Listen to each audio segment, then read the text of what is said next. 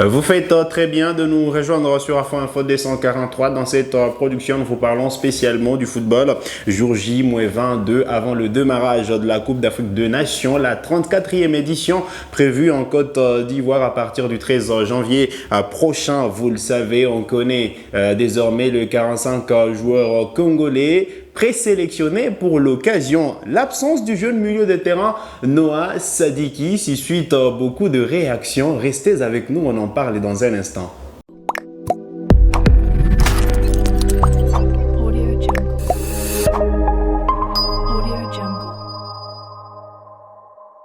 Très content de vous retrouver sur Afro Info D143 pour en parler. Nous sommes en direct de la Suisse avec Steven Bala, journaliste sportif congolais.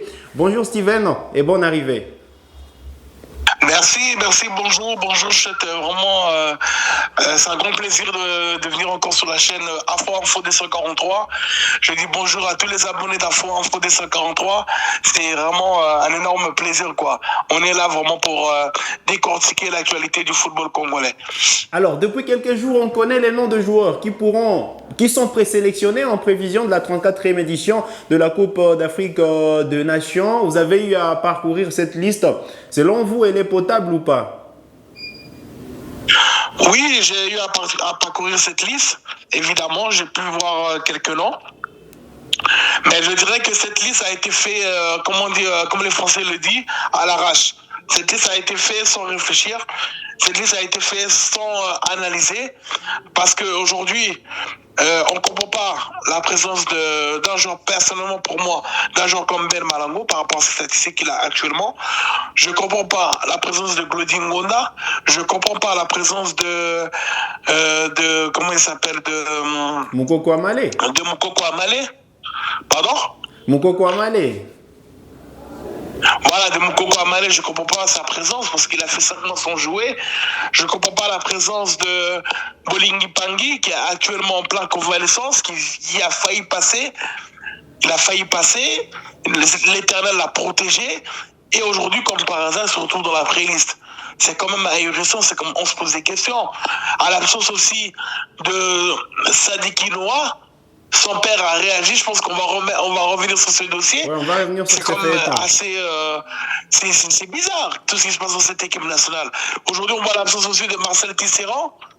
Qu'est-ce que Marcel Tisserand a fait au Léopard pour que son absence soit aujourd'hui fort comme ça? C'est pas possible.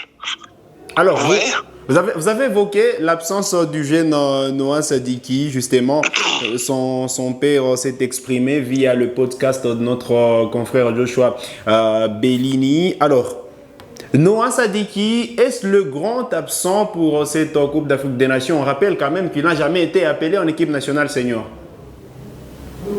Oui, évidemment, c'est le grand absent de l'équipe nationale parce que ce jeune joueur, il est très bon.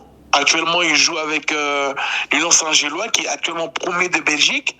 Et deuxièmement, il a gagné Liverpool 2-1.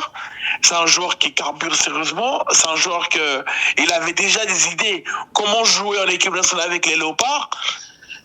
Et puis, il était déjà déterminé à venir rejoindre les Léopards avec une force énorme. Et puis, il se disait que, voilà, j'ai cette opportunité. On m'a dit qu'on va m'appeler. 2 fois, on ne l'a pas appelé. Et on a dit qu'on va l'appeler pour la CAN, on ne l'a pas appelé.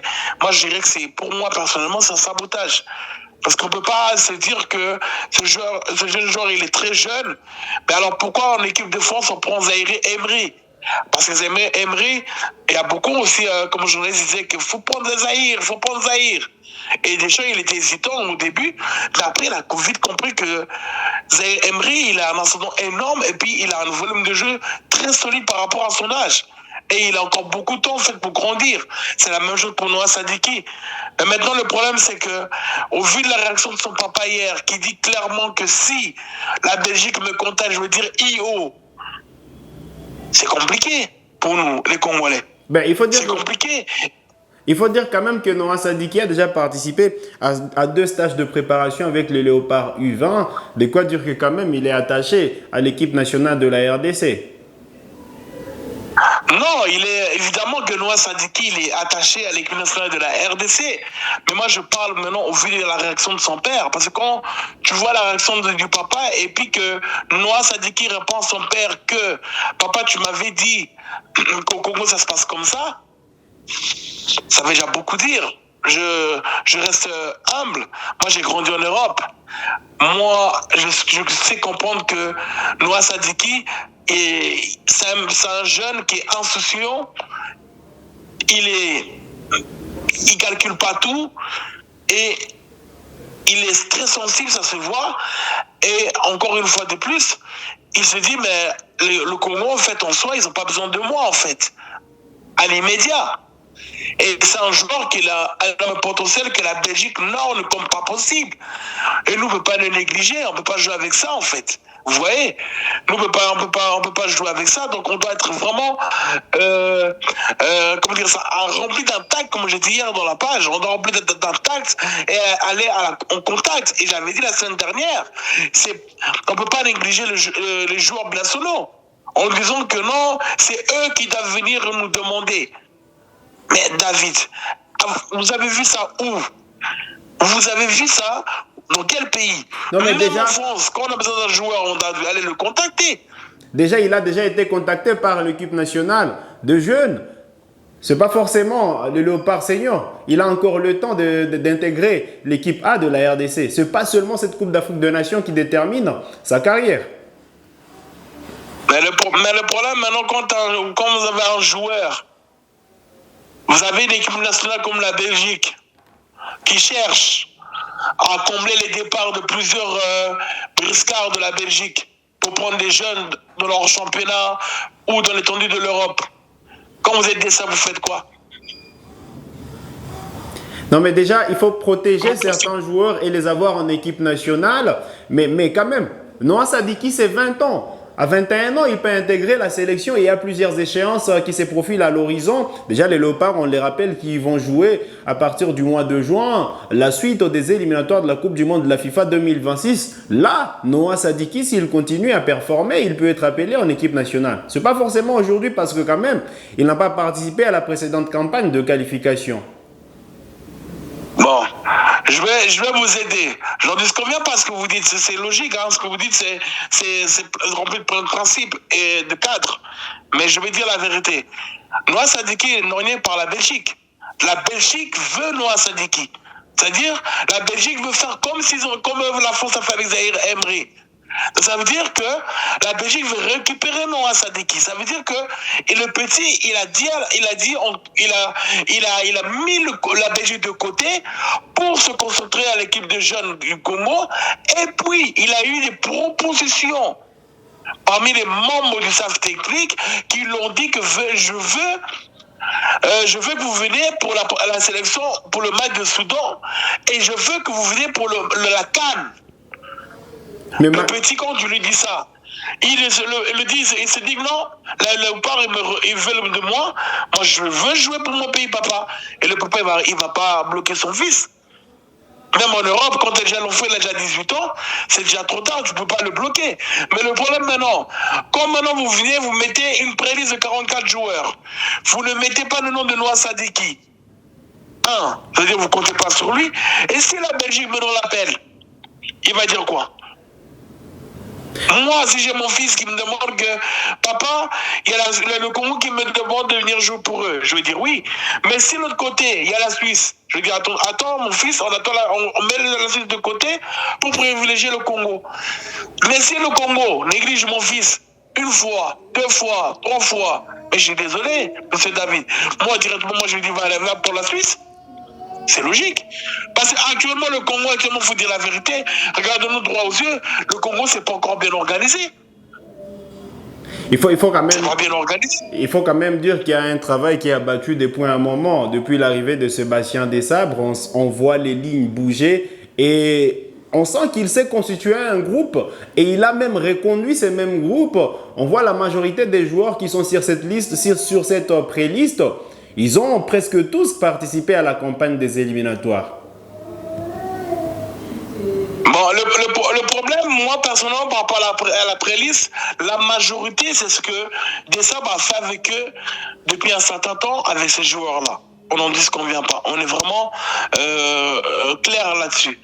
Mais pourquoi alors avoir pris un gars comme Bolingui qui est convalescent?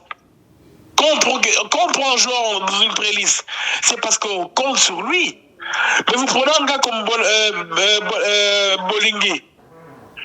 Vous prenez un gars. Vous prenez un gars comme Bolingui. Vous prenez un gars comme Gaëtan Laura. Qui est blessé. Vous prenez un gars encore une fois de plus comme Coco Abalé qui a fait 5 mois sans jouer. Mais est-ce qu'un jour on peut voir ça avec Didier Deschamps, une pré-liste de 45 joueurs pour l'UEFA et il fait une pré-liste en compte-gouttes? Non, déjà ça c'est de 1. De 2, oui, les lignes ont bougé. Mais vous avez vu la manière qu'ils viennent récupérer les joueurs à l'aéroport de Njili? Vous avez vu le Léopard dans quelles conditions là où il dort? Il dort, oui, dans un grand hôtel de 5 étoiles. Il n'y a pas de souci. Mais une équipe qui est à domicile doit dormir dans des conditions beaucoup mieux. Dans des conditions comme ça se passe à Mohamed V au Maroc. Les Marocains sont bien, ils ont des bonnes conditions. On a vu le centre d'entraînement du Mali. C'est des conditions à féliciter. Sur ces sujets, quel jour on aura des conditions comme ça? Sur ces sujets, quand même, il y a le centre technique Kourampova qui est en train d'être réhabilité. Certes que ce n'est pas encore le niveau escompté, mais voilà, les lignes bougent. Le centre est en train d'être réhabilité. Moi, je suis d'accord avec vous, les lignes bougent. Les lignes attendent de bouger sérieusement avec notre équipe nationale. Les conditions changent, beaucoup de choses sont améliorées. Mais les conditions footballistiques pour mettre le joueur dans un contexte bien. Parce que là où tu dors, là où les gens ils dorment à Hilton Hotel, c'est un hôtel qui est en plein milieu de la ville. C'est à la Gombe. Donc ça veut dire qu'il y a beaucoup de gens qui peuvent avoir la capacité d'aller là où sont les joueurs.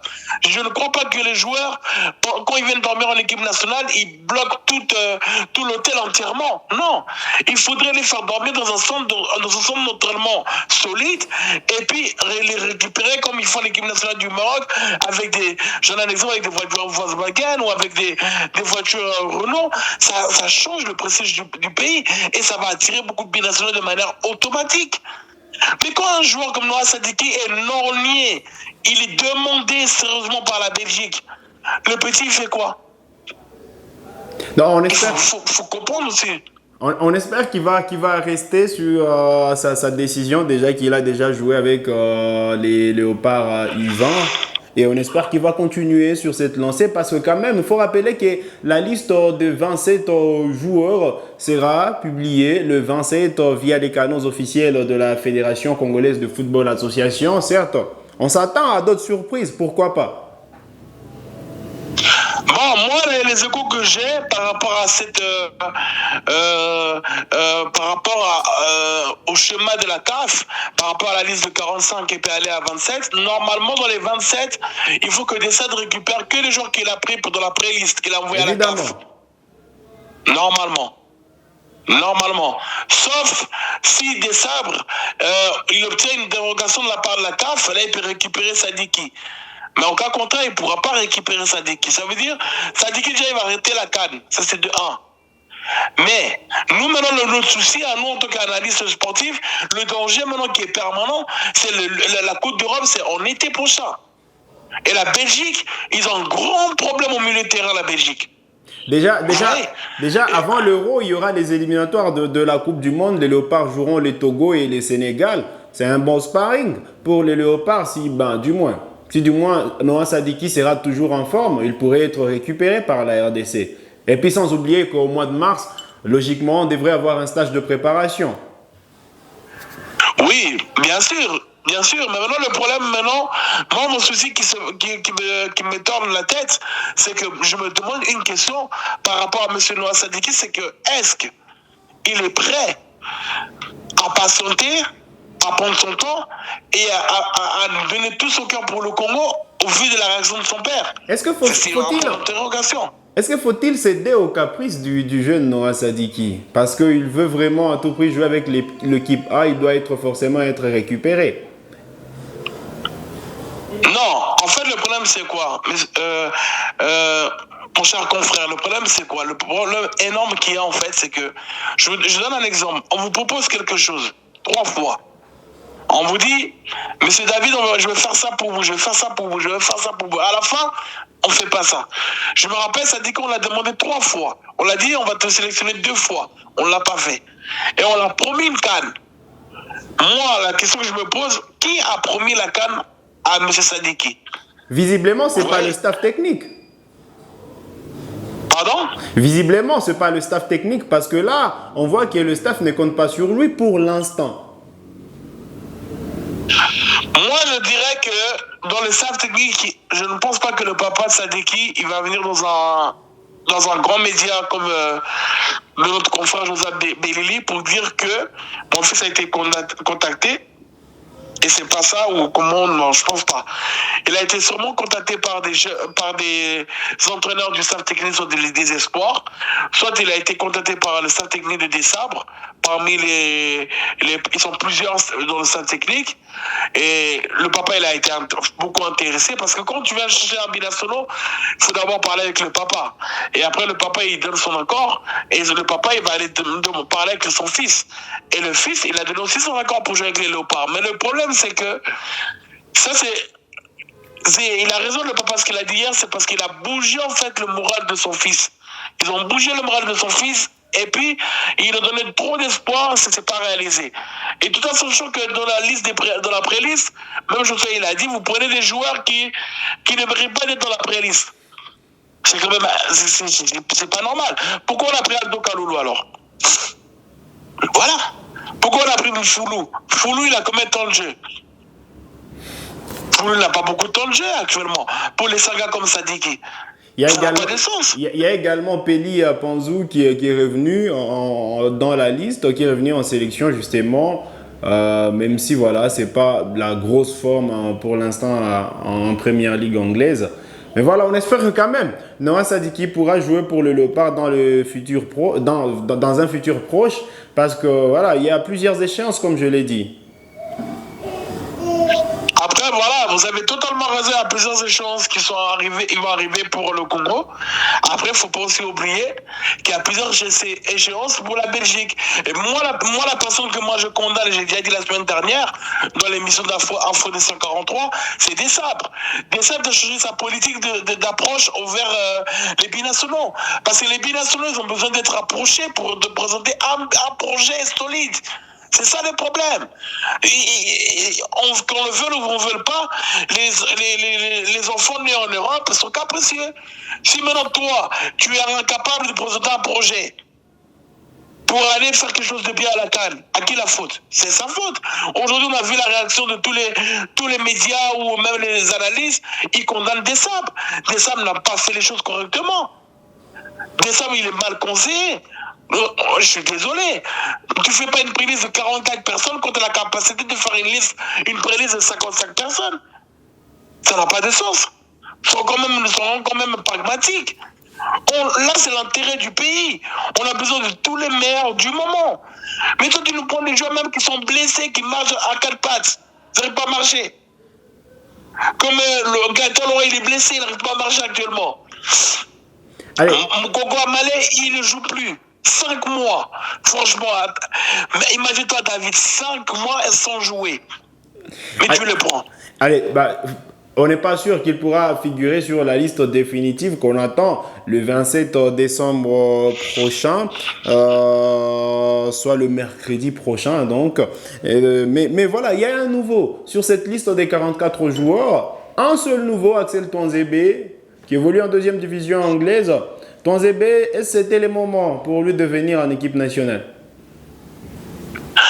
Oui, s'il a vraiment été contacté par le staff technique de Sébastien Dessabres, c'était vraiment le moment parce qu'on a besoin d'un jeune comme Axel Tuanzebe.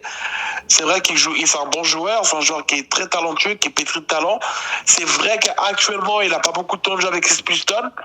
Il ne joue pas beaucoup avec cette équipe qui est actuellement deuxième du championnat, de deuxième division anglaise. Mais je dirais qu'il pourrait énormément nous apporter. Et puis je dirais que Dylan Batubisika est en danger énormément. Et en danger permanent, je voulais dire. un grand danger. Mais un seul nouveau. C'est un bon joueur. Hein. Mais un seul nouveau, est-ce suffisant? Pardon, excusez-moi, s'il vous plaît. Voilà, sur cette liste, il n'y a qu'un seul nouveau, Axel Tuanzebe, est suffisant? On s'attendait peut-être à beaucoup plus de joueurs. C'est ça le problème. Nous tous, on s'attendait à plus de joueurs. On s'attendait même à un minimum 7 nouveaux joueurs ou 6 nouveaux joueurs dans la pré-liste. Après, c'est vrai qu'on peut avoir 7 nouveaux joueurs. Et puis après, on va avoir que 4 joueurs dans la liste finale. Mais là, il n'y a qu'une personne. Moi, je dirais que c'est... Bon, le coach Sébastien Desabre, il le met, c'est pourquoi il n'y a qu'un seul nouveau joueur. Mais moi, je dirais que voilà, on lui donne, on nous donne toute notre confiance au coach et au staff technique par rapport au cas des nouveaux binationaux. Mais moi, je dirais qu'il pouvait faire mieux. Il pouvait faire mieux parce qu'on avait la possibilité d'avoir Mateta, on avait la possibilité d'avoir Mavididi qui est vraiment au top, pas possible avec Leicester. On avait la capacité d'avoir Marc Bola, on avait la capacité d'avoir Ngakia. Malheureusement, il est absent, je crois. Il est totalement absent avec Watford. On avait la capacité de récupérer beaucoup de binationaux, mais malheureusement, ça n'a pas été tenté par le staff technique. Et ça, c'est quelque chose que je déplore énormément. Vous voyez? Parce que d'autres équipes nationales ne jouent pas avec ça. S'ils veulent récupérer des joueurs, ils les contactent. Mais nous, j'ai l'impression que le staff technique, ils attendent que les binationaux eux-mêmes veulent rejoindre les Léopards. Et moi, je trouve que c'est pas un choix correct. C'est pas un choix correct de la part du staff technique de M. Sébastien Desabre. Je trouve qu'actuellement, Sébastien Desabre, il est dans une pente très, très glissante auprès du milieu congolais. Allez, on va quand même sortir de cette pré-liste parce qu'on attend la publication de la liste définitive le 27. Alors, la FIFA a actualisé son classement. La RDC a perdu 2 places au niveau mondial. Et puis voilà, on est toujours 13e en Afrique. Mais s'il faut revenir sur le bilan de FOF congolais pour cette année 2023, c'est 6 matchs officiels pour 4 victoires sur terrain, un nul et une défaite. On peut dire quand même que les Léopards ont été à la hauteur cette année. Ouais, bien sûr, les Léopards, ils ont été à la hauteur cette année. En termes de chiffres, en termes de statistiques, les Léopards, ça pèse sérieusement. On a vu en statistique, Desabre, il a fait un grand boulot. Les Léopards aussi, ils ont marqué beaucoup de buts. Mais je dirais que là où ça pêche, c'est en fait au niveau du terrain, en fait. Le jeu n'est pas encore claquant. Mais comme j'avais dit précédemment, il y a plusieurs jours, à l'époque, j'avais dit que les Léopards, le temps qu'ils apprennent vraiment, qu'ils s'apprennent vraiment du jeu de dessin, ça va prendre du temps. Et je pense qu'ils vont utiliser le stage pour la CAN pour vraiment s'acclimater avec le jeu des sables, comprendre comment il veut jouer et jouer plus rapide en fait. Et jouer beaucoup plus approximatif. Et jouer avec un jeu beaucoup plus rempli d'insouciance. Parce que les joueurs actuels des Léopards jouent beaucoup calculés, ils réfléchissent beaucoup, ils analysent beaucoup comment ils peuvent jouer, contourner l'équipe. On a vu comment on est en difficulté contre les équipes qui jouent bloc bas. Et ça, c'est pas bon pour la CAN. Et j'espère qu'ils vont s'améliorer lors du stage, en fait. Je ne sais pas c'est quoi votre avis par rapport à ça. Mais moi, je trouve que quand on joue contre une équipe qui joue bloc bas, on risque de jouer contre la Zambie et la Tanzanie avec 2 équipes qui vont jouer bloc bas. Je ne sais pas comment on va faire pour marquer le but. C'est ça qui m'inquiète énormément, vous voyez. Mais contre le Maroc, je pense qu'on est capable de les gagner parce que le Maroc sera obligé de sortir de leur tanière et nous, on sera obligé de sortir. Donc, ça veut dire que là, ils peuvent avoir une surprise et puis on marque un but. Le Maroc peut gagner comme on avait gagné en 2017. Mais l'équipe que moi j'ai peur d'affronter, c'est la Tanzanie et puis la Zambie. C'est ça mon problème, vous voyez. Allez, on rappelle que voilà, les Léopards entreront en lice à cette 34e édition de la CAN le 17 janvier. Ce sera face au Chipolo Polo Boys de la Zambie. Et puis voilà, les Léopards affronteront le 21, le Maroc. Et puis voilà, les FOF congolais pourront terminer la phase des groupes face au Taifa Stars de la Tanzanie. Ce sera exactement le 24 janvier prochain. Alors Steven, c'est un plaisir de vous avoir depuis la Suisse dans cette production sur Afro Info 243. Merci beaucoup, en tout cas, pour moi aussi, c'était un grand plaisir. Je dis merci à tous les abonnés de Afro Info 243 et à toute l'équipe et à toute la rédaction pour cette invitation. Et vraiment, je suis vraiment un homme très heureux, en tout cas. Merci beaucoup et on est ensemble, on garde contact. Merci beaucoup. Allez, vous êtes nouveau à la chaîne, cliquez sur s'abonner, activez la cloche des notifications pour ne manquer aucune de nos prochaines publications. Likez cette vidéo si elle vous a plu et merci de nous avoir suivis.